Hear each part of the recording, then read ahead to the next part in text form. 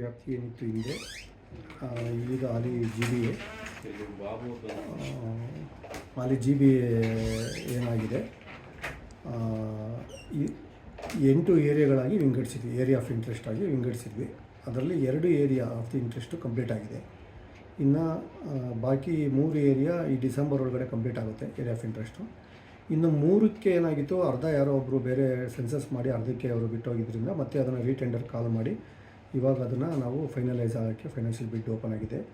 But ಇವೆಲ್ಲನೂ ನಾವು ಈ ಫೈನಾನ್ಷಿಯಲ್ ಇಯರ್ ಎಂಡ್ 2026 ಮಾರ್ಚ್ ಒಳಗಡೆ ಎಲ್ಲ ಸೆನ್ಸಸ್ ಕಾರ್ಯನ ಮುಗಿಸ್ಬೇಕು ಅನ್ನೋದು ನಮ್ಮ ಉದ್ದೇಶ ಆಗಿದೆ. ಅದು ಆಲ್ಮೋಸ್ಟ್ ನಾವು ಸೆನ್ಸಸ್ ಕಾರ್ಯ ಮುಗಿಸ್ತೀವಿ. ಇದ್ರ ಜೊತೆಗೆ ನಾವು ಈ ಸೆನ್ಸಸ್ ಕಾರ್ಯ ಏನು ಕೈಗೊಳ್ತಾ ಇದ್ದೀವಿ, ಇದರಲ್ಲಿ ಏನು ನಾವು ಮಾಹಿತಿ ಕಲೆಕ್ಟ್ ಮಾಡ್ಕೊತೀವಿ ಅಂದರೆ ಮರ ಹೆಸರು, ಅದ್ರದ್ದು ಸುತ್ತಳತೆ